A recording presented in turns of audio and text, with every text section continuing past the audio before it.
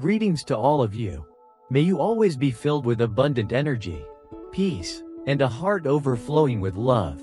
It can be said that our ego is formed by various elements.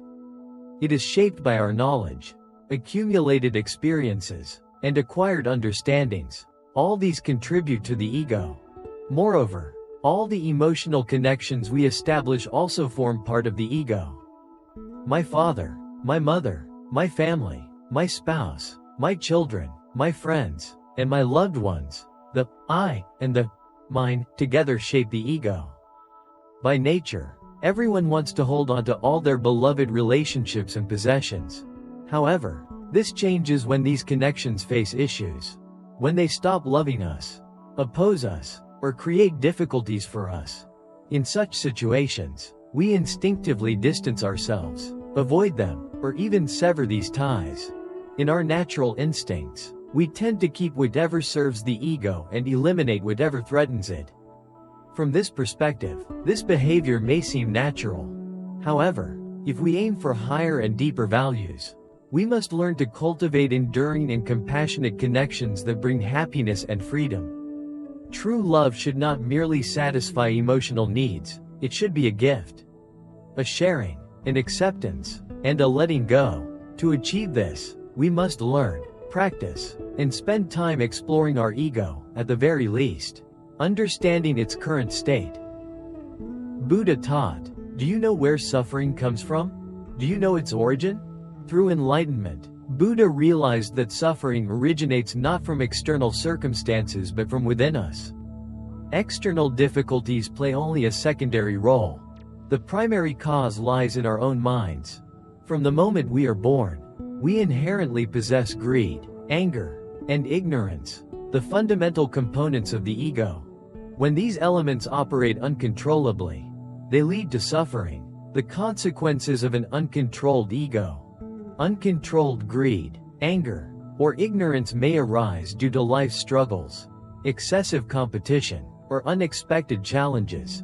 These elements can grow so strong that they dominate us, forcing us into repeated defeats and suffering. Suffering arises when we resist circumstances we find unsuitable, undesirable, or destructive. Yet, oftentimes, the nature of these circumstances may not be as we perceive. When we resist something undesirable, suffering emerges. If we accept the undesired and gradually work to transform it, suffering will not arise. The difference between undesired and suffering. There is a significant difference between what is undesired and suffering. If the undesired is simply acknowledged and accepted, suffering does not appear. But if we resist, suffering inevitably follows. Resistance or acceptance? As we gain more experience, we realize that resisting adversities often solves nothing. Today we resist, but tomorrow the same challenge may return. If avoidance or elimination is possible, we might attempt it, but life experience shows that we cannot eliminate all unpleasant circumstances. The wise teachers often remind us, life is full of obstacles, you cannot clear them all. You cannot keep running from one place to another, from one person to the next. Suffering originates within. The uncontrollable ego within us is the true cause of suffering. When the ego seizes control, we must learn to face and address it. How to address the ego? Try turning inward, sitting still, and confronting your ego. Understand it and even love it. Even when it roars, growls, or screams, do not become angry with it. Remember, it is through this ego that you have survived, achieved success, gained wealth, and acquired power. Instead of blaming your instincts, learn to accept the ego. Acceptance does not mean surrendering or agreeing to keep things as they are forever. Acceptance means ceasing to fight, seeking peace, and cooperating to understand and transform the ego. Observing the mind, the key task of a practitioner. Buddha taught, suffering comes from the mind. Happiness also comes from the mind. Observing the mind is the primary task of a meditation practitioner. However, this is not easy. In the beginning, all you might see is a thick fog, with nothing clear or distinct. But with patience and repeated effort, you can gradually recognize and understand your ego. Before confronting the deeper aspects of the ego, it helps to start with something simpler, the body. Pause. Observe your body, your steps, and your breath. Learn to sit still to perceive reactions such as anger, discomfort, or even feelings of joy. Through this observation, you may begin to discern your anger, your sadness, loneliness, reactions, or resentments. All these are manifestations of the ego. Whether your ego is small or large, have you ever truly seen it? If you haven't seen it yet and rush into loving someone, you will inevitably cause them suffering. Even if you love them deeply, even if you promise to give them only the best, your ego will not easily agree to such terms. The ego and inner conflicts. The ego is not easy to compromise with. Sometimes it agrees with you, but at other times, it will rebel furiously. The ego only listens to itself, follows its desires, and resists sharing or harmonizing with anyone else. If only we were taught from a young age to recognize our ego, how it manifests through desires, reactions, or responses. If educated about this early, we would have the ability to identify the beast within us, the one ready to manipulate our emotions and perceptions, the two sides of us. It seems that there are two selves within each of us. A loving self that seeks to care, share, and let go. A difficult self that clings, closes its heart when hurt, and is quick to reject even those it once cherished. In reality, both wholesome and unwholesome seeds coexist within us. How we live and nurture ourselves determines whether our ego grows larger or smaller. Why does the ego grow? The size of our ego depends on three main factors. 1. Genetics. Some are born with a naturally big ego, inherited from ancestors and parents. But not everything is determined by genetics. 2. Environment. The way we grow up, the environment we live in, and how we care for ourselves all shape the ego.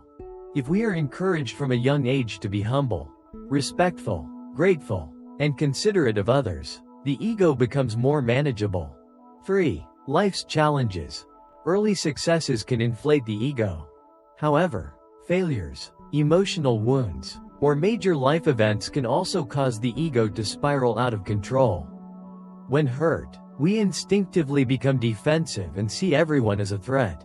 How to care for the ego? Once you recognize your ego, you cannot change the past or blame others. The only option is to turn inward and take care of it. The ego in love. When we love someone, we often focus on them but rarely turn inward to observe our own ego. Love can sometimes be less about giving and more about leaning, seeking emotional support, comfort, or values from another person that we cannot create for ourselves. But true love is not about taking to satisfy the ego. It is about building together, benefiting both parties, and mutually supporting one another. A small ego and a large heart. Having a small ego does not mean being weak. It means having resilience, tolerance, and a heart large enough to bring goodness to others. A person with a small ego demands little, sets fewer conditions, and willingly accepts others' flaws. Impermanence, a life lesson. Buddha taught that everything in life is impermanent. A flower, a rainstorm, or even emotions in our hearts, all are subject to change. Thanks to impermanence, rain stops, sorrow fades, and suffering can end. Observing impermanence teaches us that nothing is fixed, not even the ego. If the ego is large today, it can shrink tomorrow. When we feel stubborn toward others, remember that both they and we change from moment to moment. Accepting impermanence. When someone makes mistakes, remember that they may be weak today, but they can be different tomorrow.